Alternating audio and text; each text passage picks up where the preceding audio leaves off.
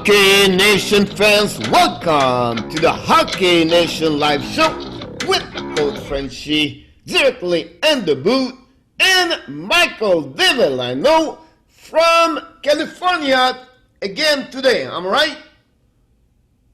I'm still in California. Yeah. I Still don't in think I'm going anywhere California, for a no little. traveling for the last couple of days, so that's pretty good.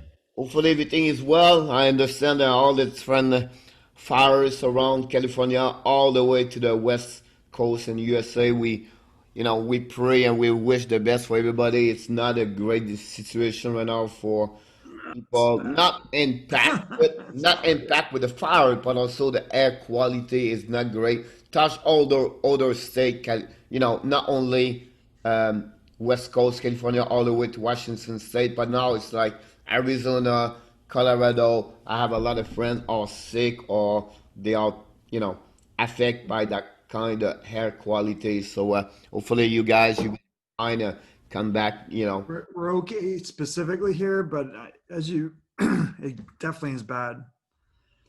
different. Boy. So we don't have any game last night. Yeah, it's bizarre, but there was still action, just We not have so games. many action. We're going to talk about this today. We talk about trade, we talk about signature, we talk about new hiring from different team and everything like that. So I'm excited to talk to you about this, get your impression, and a little bit go deeper. But again, if we don't have no game yesterday, we are Thursday, September 17, and we have a game tonight, game number 6 between New York Islanders and Tampa Bay Lightnings, where Tampa is on lead by 3-2 right now, and this series. So, like Barry Trotz said at press conference, the time is off like that. I tried to jump in to get more information left and right, and Trotz said, you know what? Who has the pressure? It's not Tampa, it's us because we have only one life. So, you know what I Really? mean? Like the way he see that, you know what I mean? Is the way he said, Yeah. look, we screw tonight, we are out. So the pressure Yeah, is really it's about true. us right now. It's not about Tampa. We don't care about Tampa. We really care about us to be sure we can survive for game number 7. So it's a Yep. great mindset of him. That's who he is. That's what Barry Trotz bring on the table every day. And great, he's a great coach at the end. So Well, they certainly can't take, any shifts off. So you got to be acutely aware of that. It's interesting because I think back to for a long time when I was coaching teams that would come second, come second, come second, and we put a lot of pressure on the guys. And then I coached with Joe Quinn, and Joe was like, "Yeah, just relax, just relax." And both of us were super intense, I think, but at the same time, it was like, "Hey, the pressure's on them, the pressure's on them," and we won. So I now, don't know. I always wonder if that'll work. I think you can't take any shifts off. That's for sure. of course, talking about that game, we're going to go a little bit deeper, but I want to give you a couple of stats. But before the stat, I want to talk about Brandon Point. Right now, 11 a.m. Eastern Time, I have a chance to look around and then check. He is right now a game decision. He is not Yeah. officially in the game, so it's a game decision. Now, they can win without him. Of course they can win.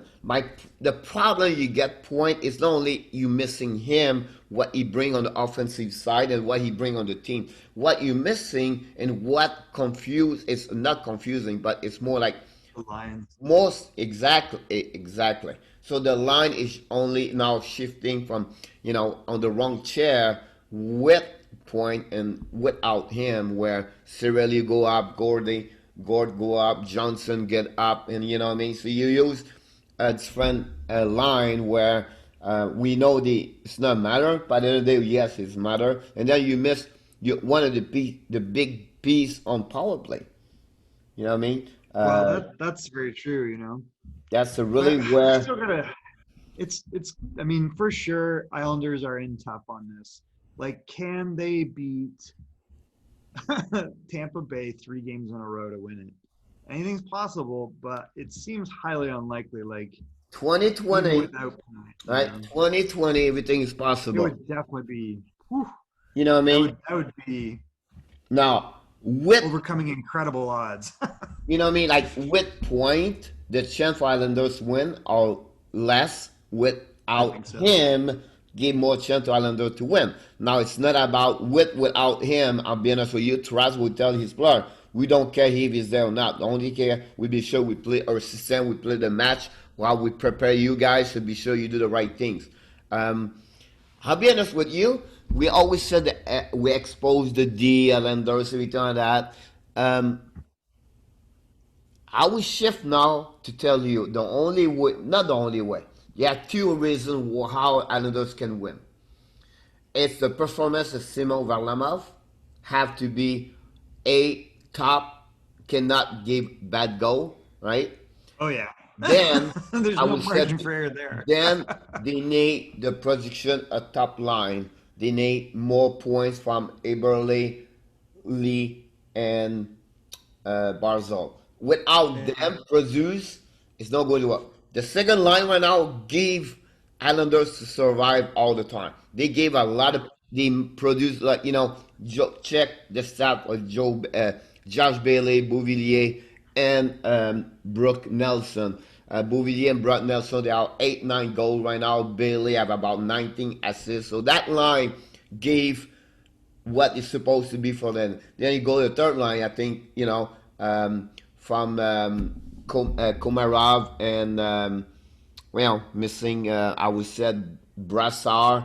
I mean Pajot, and they They know the definitely role. need some secondary scoring. They know the role. Now you can go after that with Martin. But you're right.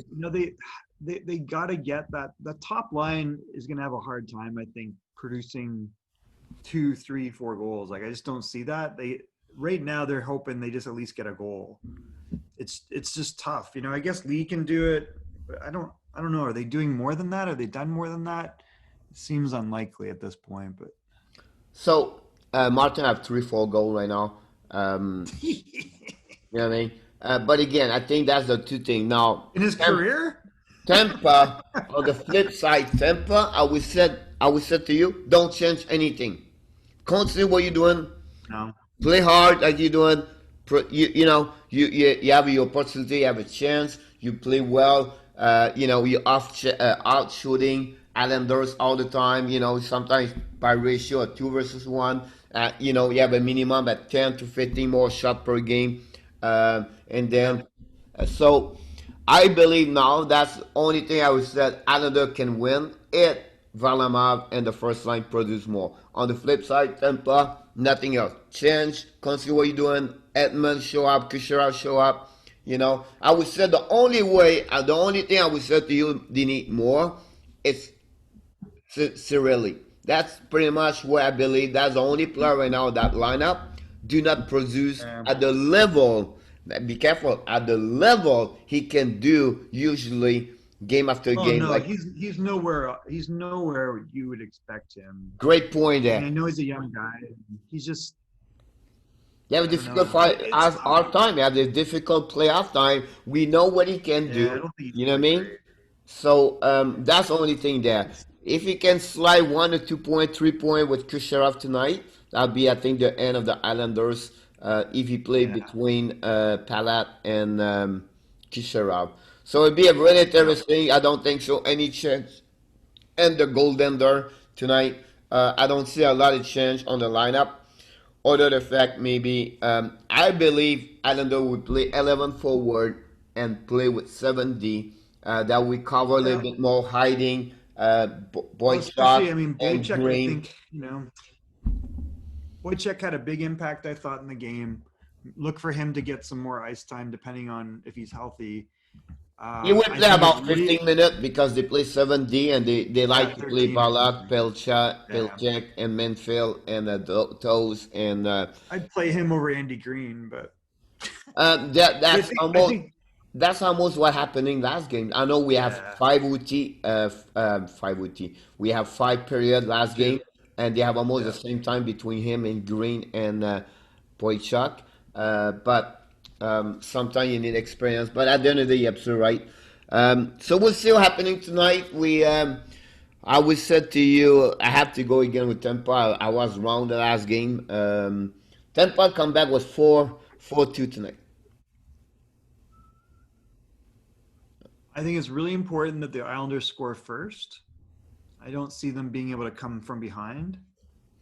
Um, I just don't see them beating Tampa twice in a row, especially if Point comes back. But I think it'll be a close game. Um, I think it's kind of another 3-2 game scenario, but we'll find out. Maybe there's an empty netter. Yeah, that's possible.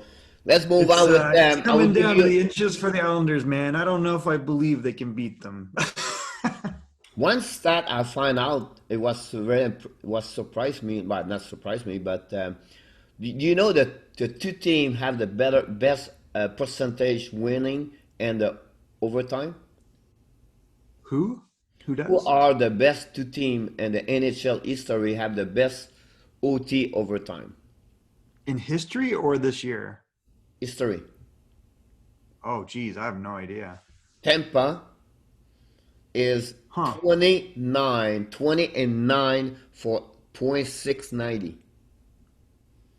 So, Damn. They've played a lot of playoff games and not won anything. But and then I wonder Islanders, how much did that go back to then the Islanders number Cavalier days? two, Islanders number two with 36 win and 20 loss for them.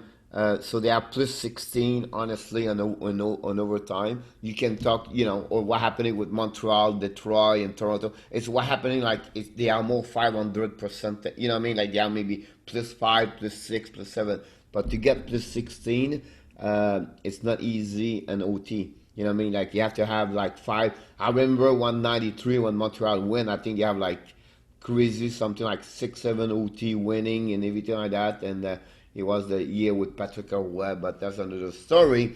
Let's move on with the news of the day. We have a lot. I have about 6, 7, 8 for you. First of all, I'm very happy. Sometimes people have a tough life. Sometimes they have some problem intern. Nobody knows, and sometimes they struggle with life. And we can talk about Jacques Demers in the past. Some players like Sopel. Is it Sopel? Got Sopel? Yeah, problem like he cannot read and with writing and everything like that. Then you can go with Flurry, and we talked about this a couple of days ago. Last week, I think we talked about Steven Murphy, Flurry, and problem with you got with Alan Eglinson, everything like that. But my point to you is to bring the story about Jim Montgomery, with got fired a couple of months ago with Dallas Star because his problem with personal problem with the alcohol, everything like that. Hmm. He have a big interview couple of months ago, a month ago, like 2 months ago, maybe with I don't know, it was NHL or maybe in Montreal because he's a French. He was born in Montreal. I think it was Oh, that's right. I forgot about that. yeah, I think it was with RDS radio, RDS in Montreal. Oh, so he talked about it. Yeah, he opened up about Oh, that interesting. problem. Yeah, you know, Yeah, because they didn't really publicize it. They said it was just unbecoming conduct or something like that. yeah. And I had heard through some people that are an organization that came from the NHL that that's what it was. It was like it was alcohol related. Yeah. Um, He said the Dallas Stars saved his life. that's great. You know what I mean? Wow, He said I was not because aware of that. So that's on RDS. he says, yeah, ALDS, yeah. He said, yeah, not this week, like month ago, right? He was said about um, how he was wake up the morning, go to practice, and sometimes he did not remember everything. Like it was like Wow. rain all night, everything like that, hiding and everything like that. He said Dallas Stars saved my life with my wife because he has a daughter, 10 years old, and so he talked about publicly about this part. But so the point today is about Well, congrats to that's him. good. That's a bit of redemption then for him. Yeah, I'm glad that that exactly. came out. And Yeah, so back in the game now, he's going to be assistant coach with the St. Louis Blues for the upcoming season.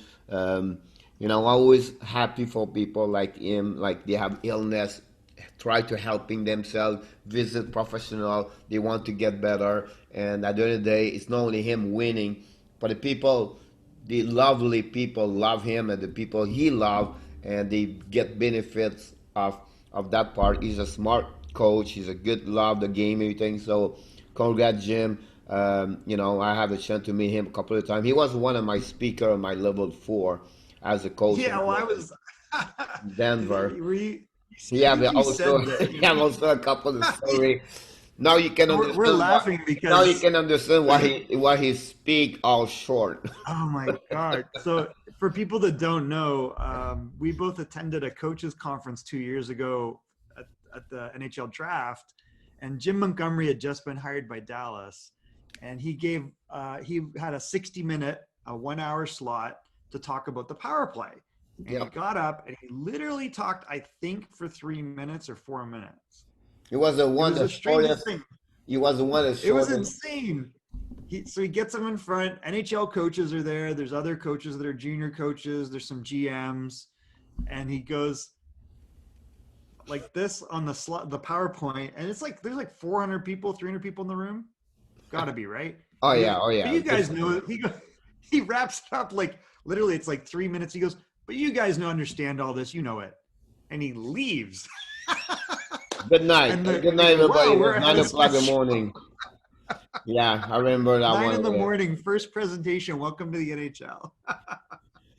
So, but again, we just mentioned him, everything like that. So, congrats, Jim. Hopefully, the best for you and your family. And you have, Yeah. I know, like I said, good luck, and we see happening with him. So, good also for Greg Berube to be around someone like him. Um, so, by the way, I have another big story about you because it's not mentioned too much. And how I heard that, I don't remember because I don't know when I read this or someone mentioned this to me. Anyway, um, Panthers, Florida Panthers, fire or coach, assistant coach Mike Kitchen. Yeah. Remember that one? Like 2 days ago, Yep. or yesterday, I talked about this, and they hire Yep. like all the personnel, everything like that. So do you know the story of Kitchen happening January 20? No. Okay, so they play against Minnesota Wild, and players, it was not mentioned, like it was not said it was Barkov, Roberto, whatever it is, right? It could be any other players. He's not mentioned his name. Came to the bench and he took a bottle of water and he dropped the water behind him and he jumped and the water go on Kitchen. At that moment, Kitchen lost his mind, start to kick the players. Oh, Like, really? yeah, it's like not like kitchen kick, like just kick, like he lost his mind. So You can't do that. yeah, so the players, everybody after that make a play, complaining about this, everything like that. The next day, everything like that. So they went to this went to Del Talon and the organization Panthers and the Talon, the coach, everything like that. Talon did not do anything about that. Did not do anything. So the reason why he got resigned at the end, like you remember, like I said, he was using the bad words, like he was using the racist words. He was on under how you call it, like he was under um, not precaution, how you call it, like under supervised or something, like how you call it, like under. They have a words where the NHL have to watch, looking and do some. Oh, they monitor it? Yeah, to monitor what's happening, what Yeah, he it's under said at the Bible of supervision. Yeah. Toronto. So the subject was not this. The subject was about what happening January 20. And the reason he did not do any move, that's why at the end he got a resign between him and the Panthers. So all the story come now, we're back and back and back. When you put all together and other people talk about this, that's the reason. So Kitchen got fired. So they're saying that Dale Talon, because he did nothing about it? Yeah, he did not do anything. So we have a complaint for the players to the NPH, Yeah. the NHLPA APA. complaint, and the Yeah. NHL with talent did not do anything about that part. Like maybe put on, like 2 weeks without pay, whatever it is, right? Or no suspension, everything like that. So it was really intern, but that's not surprised me. What's now happening over there? Couple of days got fired, and then after that, Kitchen. Then talent and now a new coach and a new manager, everything like that. So it was the story of Mike Kitchen. So I just want to share this with you. Yeah. So Mike, for people who don't know, like Mike Kitchen has been an assistant coach with various teams, St. Louis. Yeah, Well, actually, he coached St. Louis for a while. Um, he's been for Toronto, hockey like for a long time. for like 30, Yeah. 30 Oh years or yeah, yeah, something, yeah, right? yeah, yeah, yeah. So, and he always, I don't know him personally. He always seemed like he was a milder guy, but maybe not, you know. I don't know, honestly, him. I just want to report the story about this. I don't want to chat Interesting. about anything else, like, right, Well, wrong, it's whatever it's it is. crazy, like you hear these stories of people, who else was it? Was it Carolina coach that Pete kicked Laviolette, players? Was it Peters? Who was no, it? Pete Laviolette hit the guy for the Flowers. Oh, yeah. Well, I thought there was someone in Carolina too. There was, I don't know if it was Bill Carolina Peters. was the Who was story about before Bill Peters, not the racist stuff, but what he did with Carolina was one, what another one he where he kicked a player? abused. Then again, it's a little bit about backout abuse with Yeah. Mitch Marner, and Yeah, you because I can go all remember the way like Brandon that. were saying, like there was, I saw it, it was ridiculous or You know what I something, mean? right? But I mean, it you is can't do about this. stuff I like was just that. Like, open up the door about that one over there. Let's move on yeah, with a couple of interesting. news. Bill Armstrong, assistant GM for the St. Louis Blues, got hired by the Arizona Coyotes. Um, one maybe the one not the worst job, but one of the job where you the chance to become very successful. It's not the same if he was going to be hired with Chicago, Edmonton, Vancouver, whatever it is, because right now the No, situation, it's like down there. yeah, I, Arizona is not I very don't good. I don't get Salary that cap, team. players, bad trade. I can go all along with that part over there. But I don't know, man. I have a hard time criticizing what Chayka did. He made one move, which was Galchenyuk for Domi, but now we're seeing the real Domi come out. You know, Kessel and Hall were good acquisitions for them. I don't like Kessel, um, and he's drafted pretty well, but I don't I know. don't think so. I think right now, like, if I'll get out of this location, that's not a good trade Oh to yeah, get. he's gonna leave. You know what I mean? So we'll You think see. Hall's gonna leave? I think he's gone. Yeah, I yeah. mean, And then if they're they're going to see dismantling who what he we. put together, but you think of how bad Arizona was before, and he built a good defense. He had good goaltending for cheap, like really two $4.2 million goalies. Ranta was the heir apparent from Rangers, and they got him. And then Kumper, like a lot of teams gave up on Kumper, so he did a My, lot my of good point, things. I want maybe just to explain what I said that. My point to you is like, because the situation with the salary cap of the Arizona, where it's really tight, it's really cannot do a lot of move because, OELL, It doesn't even Kessel, matter. you know what I mean? So we'll see what happening there. I just said it's not maybe not the Yeah. best No, I great get it. job, I think my but point on Arizona is that is if you own Arizona, it is a license to lose 20 or $30 million. You pick. yeah, yeah, yeah, of If course. you want to be competitive at 30, if you or like you're gonna lose 30 million if you're competitive, and if you're a garbage team, you're gonna lose 20. You're never gonna make money in Arizona On the unless they flip, move that arena, yeah. right? Anyways, so good On luck the to Bill flip side, Armstrong. I want to say something about Coach Rick Dockett. He did a great job. They always been after Gretzky. They always get good coaches. I think Dave Yeah, Tippett did an amazing job over there. Dockett for what he has under this, he did a great totally. job Rockets. also. So we'll see with Bill. We wish him the best for Bill Armstrong, and it's Yeah, good for good luck, him Bill Armstrong. to get there on that side. Now let's move on with Kai Clifford from Toronto. Do you know the news? Nope. Go on the UFA. Oh, really? Yeah, so he's leaving for he don't want to resign, and he tried test the UFA. So that's confirmed for Toronto right now.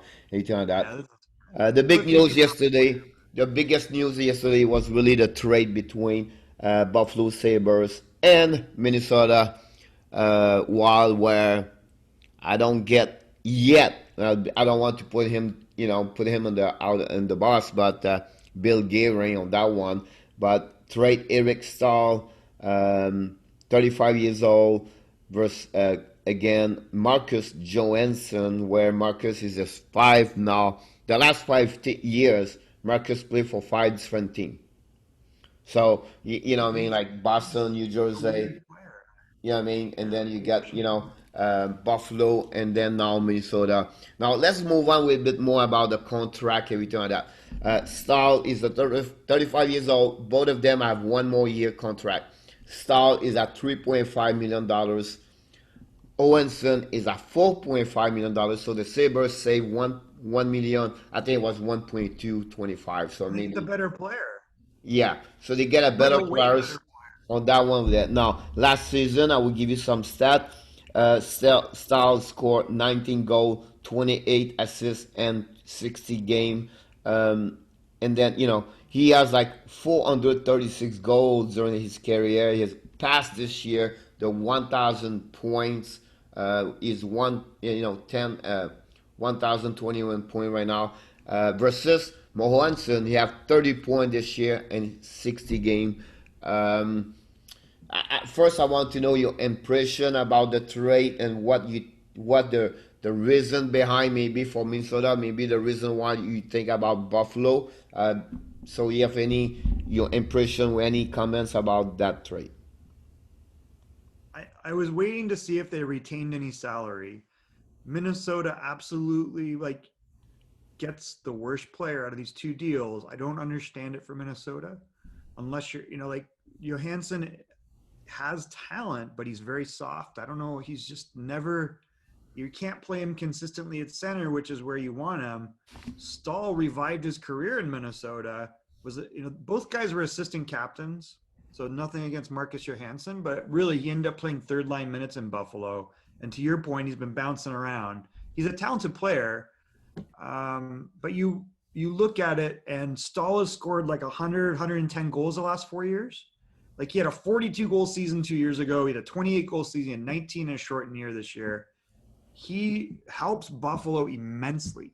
He's a big 6'4" veteran guy. He's got a prior relationship with the GM Kevin Adams because they won the cup together, I think, in Carolina, right?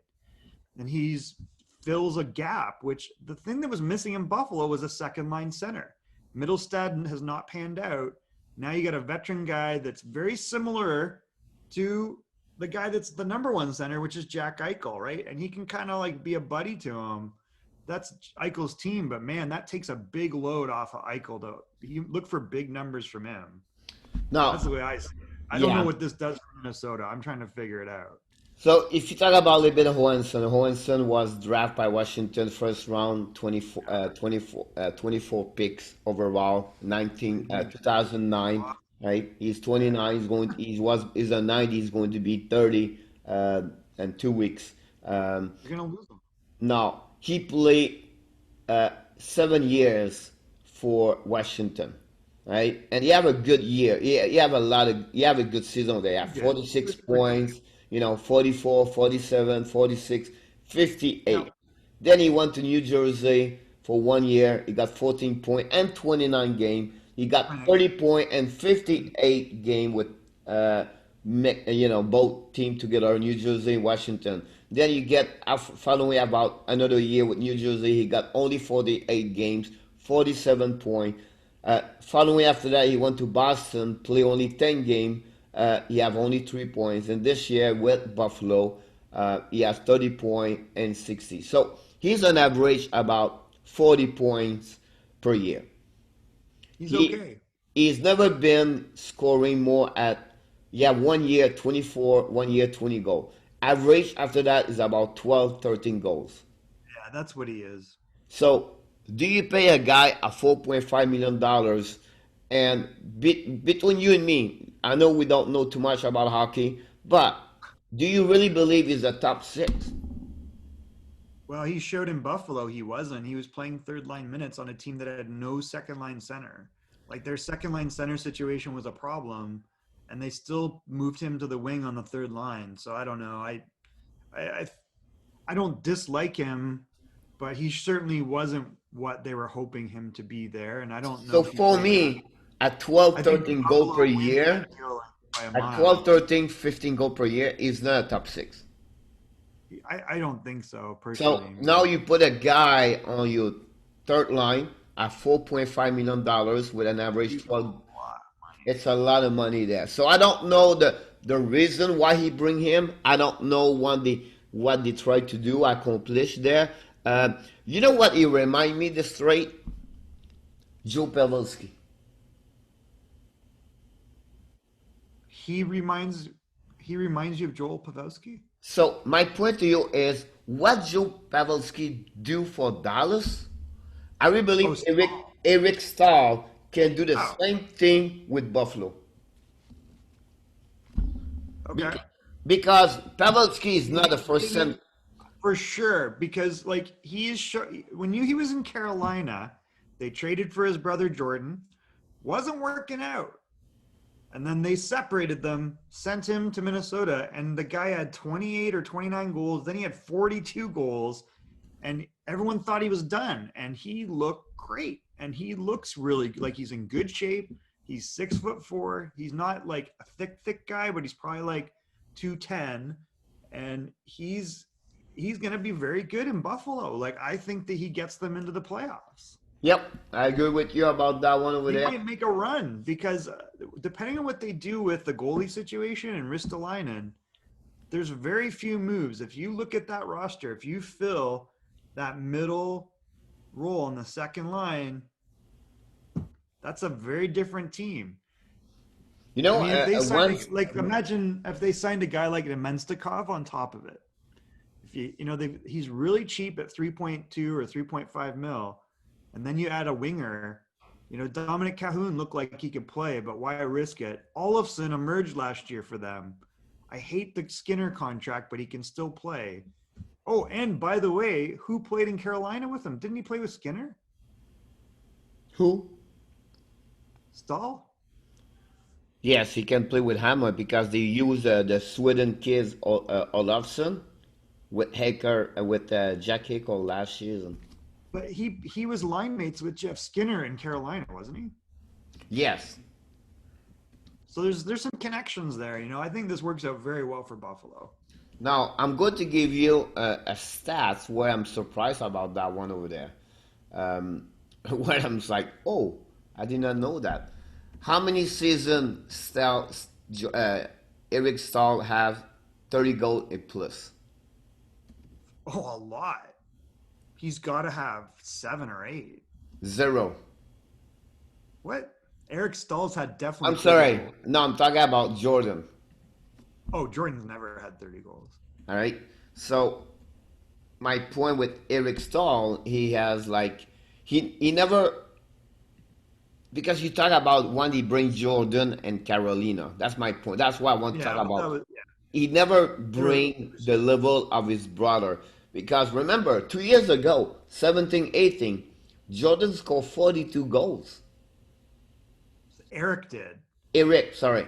That's what I was saying. Eric scored 29 and 42 or 28 and 42 his first 2 years in Minnesota. Like he's not done. And the 19 last year was in shortened season. I think he had 22 or 24 the year before, right? His last 4 seasons, he has about 0.6 to 0.7 point per game.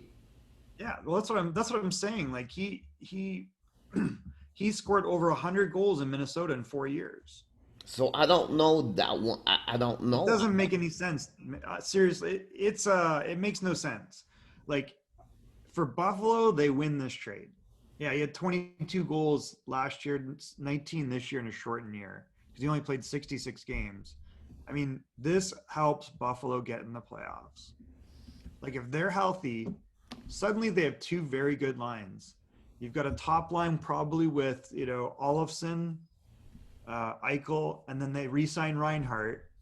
Probably we'll see what the contract's like, and then you got Staal, who's played with Skinner before. Like Skinner and Staal were line mates in Carolina and very good line mates. Like, so who's on the right side? Maybe it's Dominic Cahoon or maybe it's Dylan Cousins, because Dylan Cousins is, in my opinion, ready for the NHL. Like he's coming from the WHL. He's a big kid and he can skate like the wind, man. He can.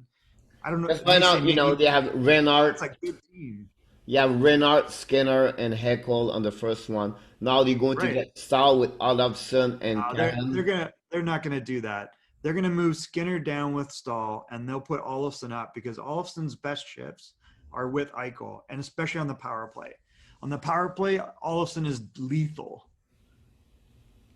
So that, and they'll reunite Skinner with Staal, and I think that'll help Skinner because Skinner, we saw last year, struggled.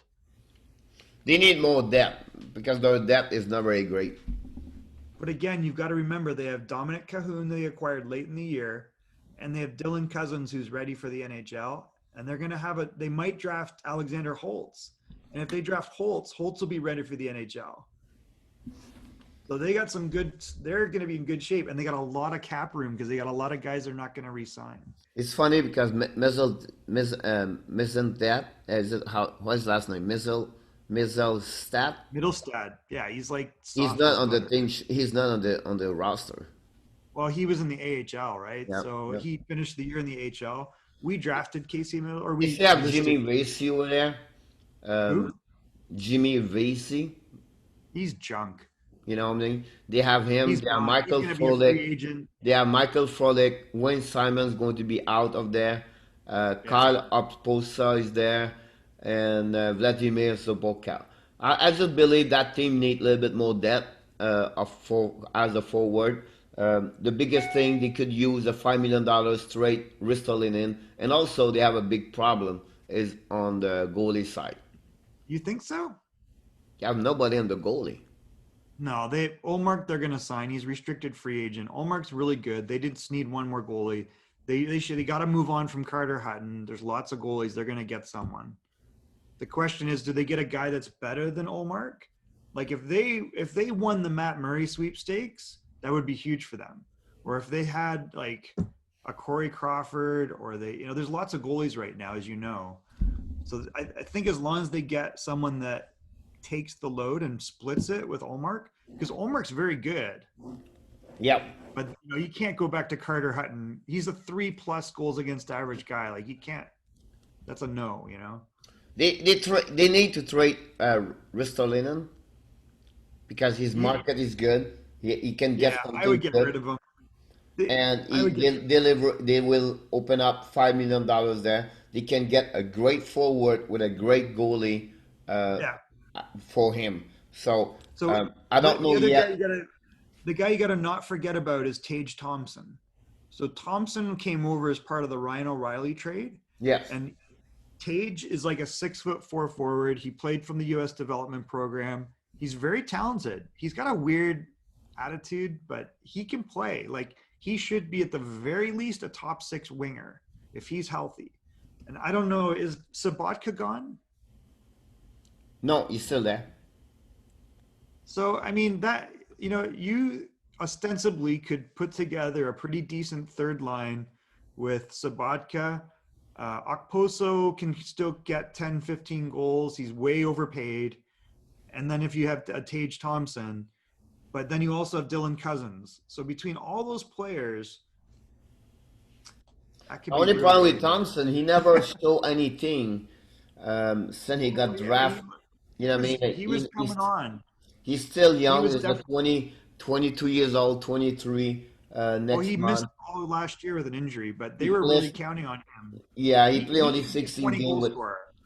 Yeah. Like that guy, there's no reason. That's why I say worst case, he's third line. If he reaches his potential, he's second or first line. Like he's got really soft hands. Of course. Yeah. But again, don't sleep on Dylan Cousins. Like Dylan Cousins should be on the lineup. And you got to remember, they have the top 8 draft pick, right? Which sounds weird, but if you look where Alexander Holtz will fall, Alexander Holtz is NHL ready, in my opinion. And he can score. What they don't like about Holtz is he can't skate as well as the guys ahead of him, and his upside is not considered as high. But by all accounts, he will fall to 7 or 8. So they could be in real good shape. They're not far off. I'm scared they're going to overpay Reinhardt. No, I don't think it depends what they can get. You know what I mean? They can get Kilman, they can get Raymond. I think Raymond will be out before that. He'll be gone, I think. Yeah. Maybe but, old. There's 2 guys. There's 2 guys that are NHL ready beyond the top 3. and even Byfield might not be NHL ready, but Lundell and Holtz, and both those guys are going to be down there.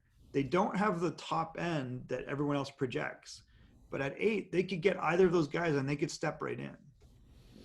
I will look also for Perfetti.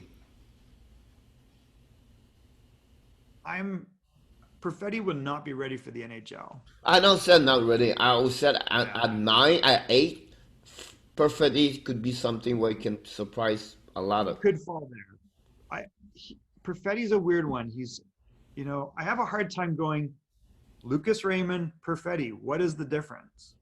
Then you got Rossi in that mix. I don't know. I think you take Raymond because of reputation, but if you watch Raymond, I don't think that you would think, oh, this guy is way better than Perfetti. I'm not sure, but you're right.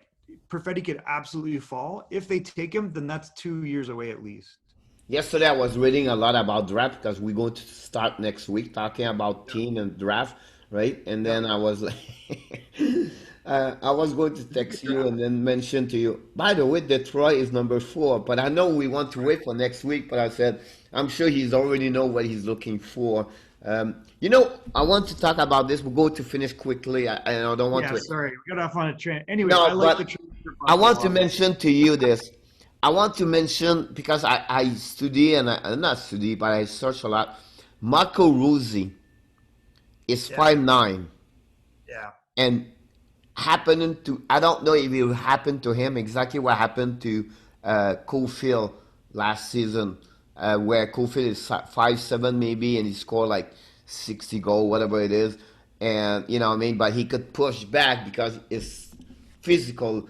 He's a small player, everything like that. So my question to you, I don't know, something about Marco Rossi because he's So really Marco Rossi's a Swiss-born player. He played in the OHL. He was the second leading scorer in the OHL behind Perfetti. yeah, what's on He's 100 point. he's technically an overager, right? I think he has a late birthday, if I'm not mistaken. I think he's in October. Yeah, so he's a late birthday because it's after September 15th. So the cutoff is September 15th. So he's drafted a year later. So you got to be very, very cautious when a player's an overager and he's racking up points like that. He is 5'9". He goes hard to scoring areas. He's noted as a very good playmaker, and he can shoot the puck. I I know. apologize. I apologize. He's September 23rd. Oh, so he still misses it. So, what do you think? Which country was born? Swiss, No. Austria. It's one of Yep. those two. Yep. Yeah, Yep. it was some of the two. Yep. But so he, a lot of people like him. I personally would pick Perfetti over him. Um, there's been talk that he'll move up. I would be really disappointed if he went at 4. I could see him going 5 or 6. But you're I right. don't think By he's the way, gonna I move don't up. want. I want to be sure. You know very well Polaris, and I appreciate about that. You have a really and you're right. He play all his youth travel team, whatever you call it. Like he's always played with Swiss team Yeah, from youth yeah, 15, 17, and 20. Swiss. You know what I Yeah, mean? I don't want to mention anything. He played at Quebec tournament or the international Quebec tournament with the team with Lions, the ZFC Lions. Zug, Yep. the Zug So you know Lions. what I mean. We're going to Interesting go on. back. We're going to come back this next week, and I'm so excited about having you about those morning and everything, talking about draft and the mock draft we're going to expose.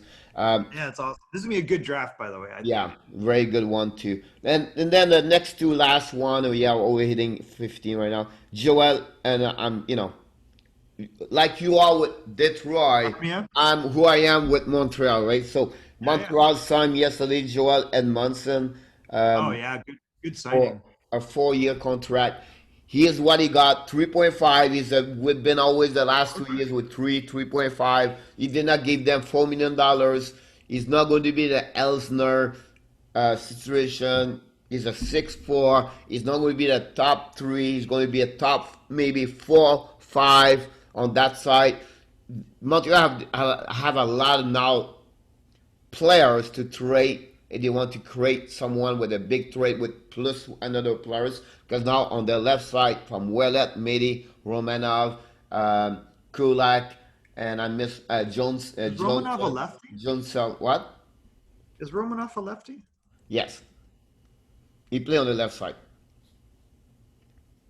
Yeah, So, he's. I mean, you got to so think that he's going to move up in the lineup eventually. But yeah, that they got some options now. I think it'll be interesting to see like what would the market be for Victor Mete. I know you're not a big fan of him. Some guys really like him because he's smart. I don't think he has shown he can produce offensively at the NHL, and he's small, right? So if you are Montreal now, you put Domi, Mete, and a pick, and go get a top six player somewhere somehow, or at least a top nine. Someone that has salary problems. I feel like you're gonna have a nightmare, but that's just me. I wouldn't trade for Domi for anything, but A lot of team would like to have Domi. Domi came back for the season 70 point. The problem one to me, time, never gonna happen again, the man. problem with But Domi is not. Honestly, I watch him a lot. Okay, and I'm not an expert in hockey, but I can tell you one thing: some people are smart players, some people are dumb players, and some yeah, people don't see the vision. Some people yeah, don't do the right decision. He's a type of player where fast, good hands, right? talent. But do not see the ice, don't see the Does ice. not. He's not take the right decision, and sometimes he's losing his mind. So, and I don't know because I'm not around that team, right? And I Well, don't know. Maybe you know more, but I yeah, don't he. see as a great teammate inside the locker room. So you have like a swing mode, like good day, great day, bad day, bad day. That's what I feel now. I don't say he's not a bad player. I don't say he's a bad player. He's a good player, but not the level he got drafted. I believe was 9 or 13 from Arizona. It's really hard with him because I just don't. I think that he's a very individualistic player most of the time, even though he gets assists. He lives and dies by his skill, and to your point, he loses his mind enough, right? Yep. He's got. There's always been little problems with him along the way, but nothing major. I don't know if teammates don't like him. Like I think he fits in fine. I don't know if he's like a problem that way. No, I don't think Uh, so. He's a big but problem. I It's think just for a like, coach, he's a problem. I yeah, think he's a well, problem that's for a a good thing. Now, Julien is not a big fan of Domi. Domi is not a yeah, big I fan of would Julien. not be a So fan if of him. Julien stay there, I think now. Let's finish with Joel. I think I have to give credit to Great Bergeron. signing. Bergeron the last month improved the team at the right place. They never have Yep. a good second backup goalie for the last 3 years who can go until almost like Peter Budai. yeah, Budai. Right? Until him, we have 3, 4 goalies never been the level of him. Then after that, they have a big problem on the left side of their D. Right? So that gave a chance now to be sure Sharia is going to be the number one with Weber. That's a great pair there. Now Kulak was number two with Pedri. I think Kulak have a good time, bad time. Now you have a big physical players, not physical but more tall. So on short and dirt on PK you get someone at 6'4" there.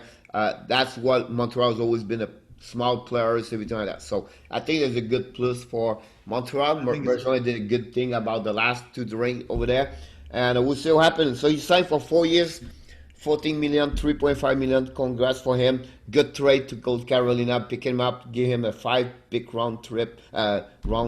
So I think Montreal was good on that one. And the last one, maybe not many people know, but Terry Dennis Davis from the MLS and the marketing high level, 14 years with them, signed with the Toronto Sport Entertainer as a new senior VP for equity and advertising and okay. for Toronto.